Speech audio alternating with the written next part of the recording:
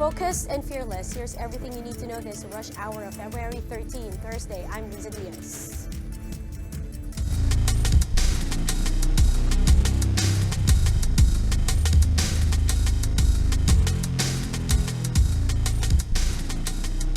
Jumpstarting today's rush with the Tourism Department looking at alternative programs to soften the blow of the travel ban to tourism and economy. Ria Fernandez reports. With the travel ban expanded to include Taiwan due to the COVID-19 outbreak, major airlines prepare for a bump up in expenses with ticket refunds alone estimated to cost carriers 3 billion pesos. But it's not just the airlines. The tourism sector as a whole is projected to lose 43 billion pesos in revenues until April if travelers from China, Hong Kong, and Macau remain to be barred from entering the country. And that is expected to take its toll on the economy. If this goes on for 5 months, so meaning all the way to the second quarter, then the impact on the GDP will be at minus 0.3 for the full year. The Transportation Department and various stakeholders have already met with President Duterte last Monday. To cushion the blow, the agency wants to launch the scouted tour packages, accommodation, and domestic flights. As mentioned by the DOH, there is no local transmission as of this time. We would like to assure everyone that it is safe to travel within the country. Systems and protocols are in place to safeguard the well-being of our travelers. While NEDA supports the DOT's plan, it also warns of its effects on the workforce. If this persists up to 6 months, then there could be some industries, especially mga tourism-related industries, that may have to reduce yung kanilang mga workers. And I think what government can do is really offer mga training packages. The Tourism Congress of the Philippines also appealed to the government to reconsider its travel ban on Taiwan. We were taken by surprise. No? Nagulat kami na biglang nagkaroon ng travel ban from Taiwan. And as far as we are concerned, there are other countries na mas mataas yung infection rate. The Taipei Economic and Cultural Office already expressed its concern over the ban, alleging that no other country in Asia has issued a travel order against their country. For News 5, Ria Fernandez, We Are One News. Here are the biggest stories from the dailies. Filipino Star ngayon reports that some lawmakers are urging the president to lift the travel ban on Taiwan. Instead of Taiwan, they believe that it's more reasonable to implement travel restrictions from Singapore since it has double the number of COVID-positive patients. But Malacanang stood by its decision despite threats of retaliation from the Taiwanese government. Collegiate sports fans will have to wait also a bit. The UAAP is calling off the second half of its events amid the COVID-19 threat. Pangmasa reports that sports events starting February 15 will be indefinitely postponed as part of a safety precaution. This includes the much-anticipated opening of the volleyball tournaments initially scheduled this weekend at the MOA Arena in Pasay. Also, as precaution, the DOH advises you may want to forego the extra romantic gestures this Valentine's Day. In a report by the Philippine Star, the Health Department urged lovers to skip going on dates in crowded places such as concerts. The DOH also suggests informing your partners on your recent travels and, as usual, practice routine hand washing. Some Filipinos in China have decided to stay in the Middle Kingdom despite the virus threat, saying reports by Chinese government are enough to combat the disease. Marian Enriquez has the story.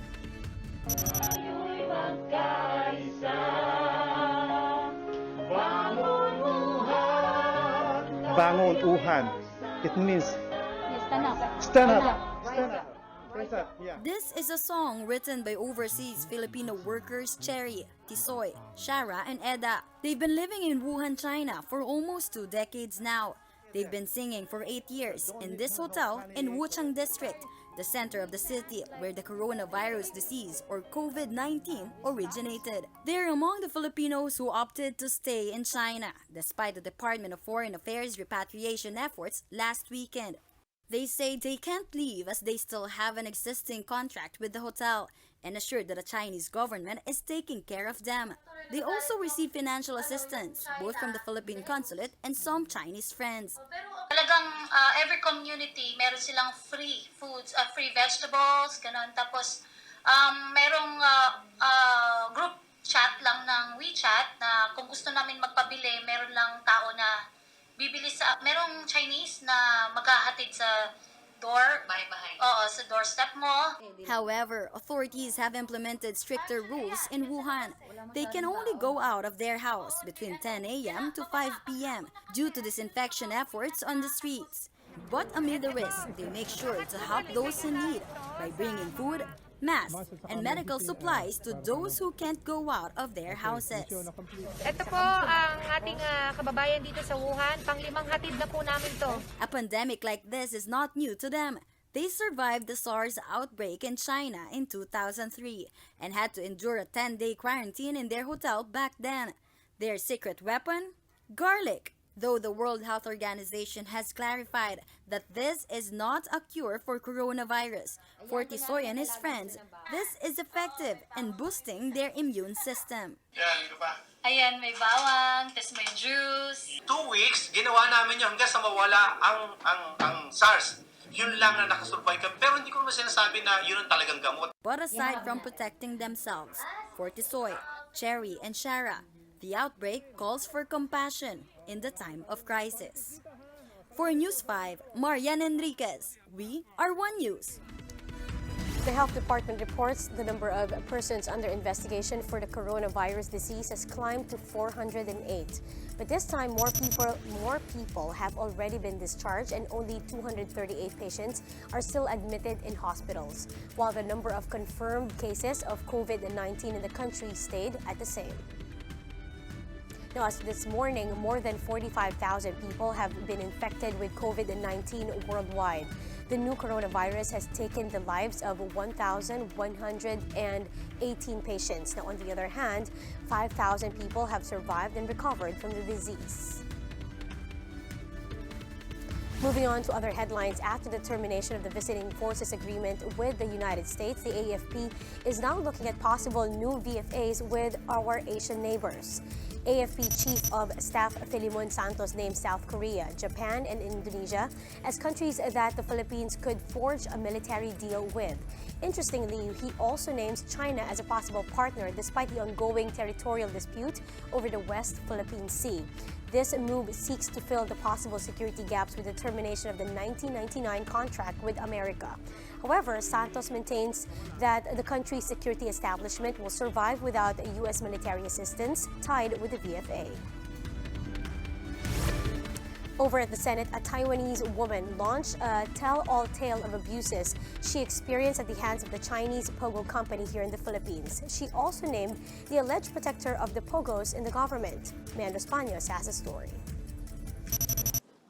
When 23-year-old Taiwanese Layu Shan, alias Ivy, came to the country in October last year, she thought she was going to work in an advertising agency. But she was forced instead to work in a Pogo company run by Chinese nationals. My first company took away my passport. At first time, I don't know it's a illegal business here. She did admin work and housekeeping. She wanted to leave, but she was threatened by her employers. Each time Ivy asked for her passport, she said her bosses would threaten her with the name of a Filipino government official. I heard about once or twice when my supervisor, they get mad at me. Or sometimes they mention Michael Yang, but I don't know who is he. Aside from physical and verbal abuses, Ivy claims she was also sexually harassed. NBI agents rescued Ivy after she sought help from the group of Filipino-Chinese Teresita Angsi. So far, we've been very fortunate that TECO has been working with us also on many other cases. Senator Risa Ontiveros believes there are many other foreign workers like Ivy in the country going through the same ordeal, including human trafficking victims lured into prostitution dens that allegedly service Pogo employees. With the story that Ivy has bravely shared with us, I reiterate the call to crack down on the illegal Pogo businesses. Senator Joel Villanueva is calling for the suspension of Pogo operations after learning that more than 6,000 Pogo Chinese workers are not paying taxes. And with foreign workers entering the country with just tourist visas, senators are proposing that foreigners first secure a work visa from Philippine embassies in their own countries. For News 5, Mean Los Baños, we are One News. In other news, President Rodrigo Duterte still kept mum on the issue of ABS-CBN's franchise, although he did recognize the role and importance of media in society. During the oath-taking of the newly elected officers and board members of the Kapisanan ng mga broadcaster ng Pilipinas, the President opened his speech reaffirming the media industry's contribution in nation building.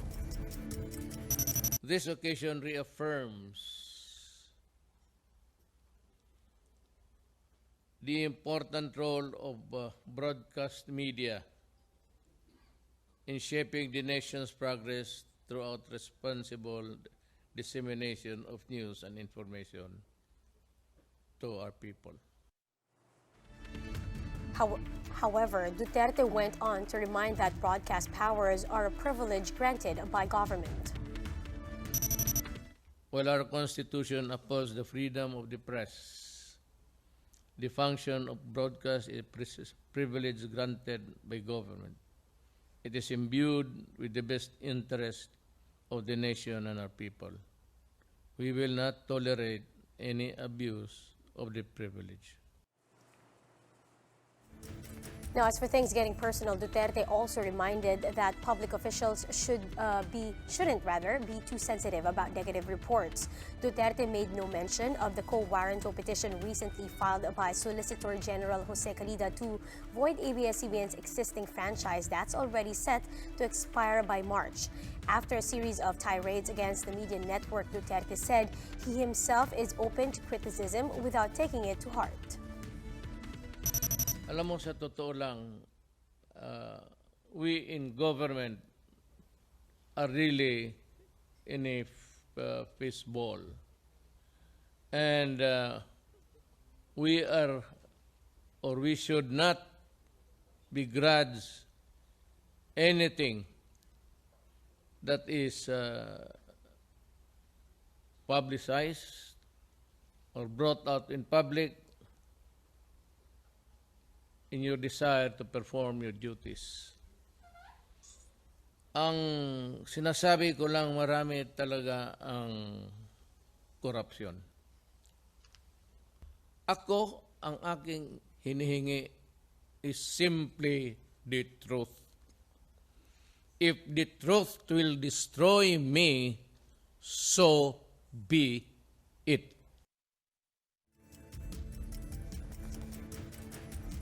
Korean actress Go Soo-jung has died due to a fatal illness. Her agency Story J Company confirmed this in an Instagram post on Wednesday. A private funeral was attended by her family and friend last February 9. Now, the rookie actress debuted in 2016 K-drama Goblin and appeared in the series Solomon's Perjury, as well as in BTS song With Soul. She was 24 years old. Thinking of a romantic ride this Valentine's Day? Skip the horse riding or the flashy car and go for the LRT1's Love Train. Every year, the train's management whips up a special treat for lovers in the metro. And they certainly did not disappoint this year after coming up with the theme Love is in the Train. Each coach has a different concept. There's a pastel-colored coach paired with sweets for young lovers, another filled with flowers, and one more coach that looks fit for a wedding. That's on top of the singers ready to serenade incoming passengers. Now, this romantic journey on the LRT1 will run until March. And that's how the day is shaping up to be. Join us again next time for another round of Rush. I'm Riza Diaz. We are One News.